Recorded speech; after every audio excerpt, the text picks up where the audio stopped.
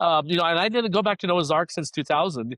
It was in 2013 that a new friend of mine I had met, he was doing a tour and he invited me to come out there. It was mainly, it was a mix of Americans and Europeans, and he was starting to do Noah's Ark tours for the European market. And so I said, yeah, I'll go, but I decided to go early on.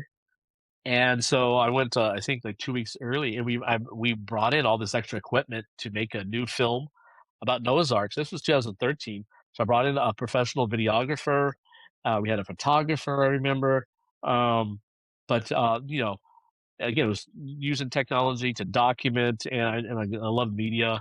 That was the first time after 13 years of coming back and seeing the Ark site and reconnecting with the locals that I knew, and that really helped get my interest back into Noah's Ark. Between that time, I was interested. I was doing research. All my friends, I knew people who would go there almost every year, but I focused in on Israeli archaeology and not really going back to Noah's Ark. Nothing was going on. But I knew people who went out there on tours, whatever. So, keep in contact with these people. But in 2013, when I went back, that's when I was like, okay, I want to do something here. So we started focus first on the media. Like, let's make a professional film about the history and the research of this site. And we were doing interviews there, recording. So 1 year later, we had a friend who did the ERT work from New Zealand, an acquaintance of mine, and he did the first ERT in-depth scans of the site since the Turks did some basic ERT in 1986, I think it was, or 87. Some Turkish scientists used this method of electrical resistivity that maps out what's below the surface, like GPR, like the radar we talked about before. And we'll mention some of the same thing later on tonight about what we've done at the site, which because it included these two type of technologies. But my this acquaintance of mine from New Zealand, he got a permit through a friend of mine, and so I was on that trip to, again, media, to record what he was doing and taking these the survey over 10 days. We were in eastern Turkey there, and I had a photographer and a videographer. So we were every day we tried to fly this customized drone that crashed at the hotel. But and during this trip, this was 2014 in October, and we had this. I remember that year there was all this Kurdish protests that happened right in the middle of our trip. In fact, we had to cut our expedition short because the Turks told us it's not safe for you guys to be here, and plus, I don't think they wanted us with all our media gear recording. But in that town of Dobizet, there were violent protests. People were shot. They were burning tires. All the markets and businesses were closed, and you had all this protest going on. And so at the end of the day, sometimes we would sneak out of our hotel because they told us stay in your hotel, but my photographer and I, we would sneak out and go down about a 10-minute walk. We'd go down to the main market area, and you could see the results of the protest. So we took pictures of the burning tires and the rocks all over the place, broken glass. But that was the end of the trip, and so we had to leave.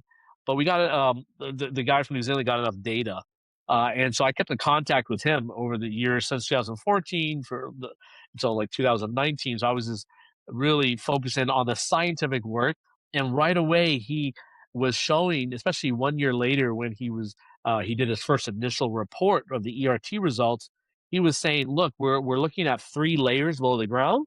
That was matching. The Bible talks about three decks for Noah's Ark.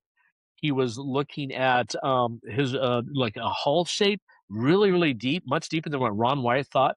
So that would mean that more of the ark is preserved below the surface, and so that was really exciting. And right after that October 2014 trip, the the friend that I had known since 1997, who I hadn't seen since 2000, I told him, said, "Hey, you helped this guy from New Zealand get a permit to do the ERT survey. Let's try to get a permit to excavate."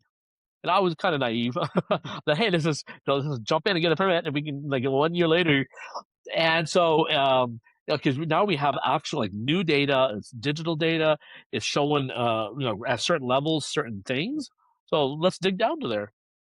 And no one had done, anything at the site. Ron, he passed away in 1999, and so his last actual, like, you can say, scientific work at the site was in the early 90s when he did the so-called mini excavation where they shaved off part of the boat and on the small section at the top, southeast, pointed in, and it showed these like vertical striations. This light and dark pattern suggested that there is fragmented petrified wood or something that represented the rib timbers of a boat. I mean, it was a pattern. He took the photographs. Now I don't know why, but they never took soil samples to analyze like what's going on with the actual soil because this is very, it's just like the dirt with different colors.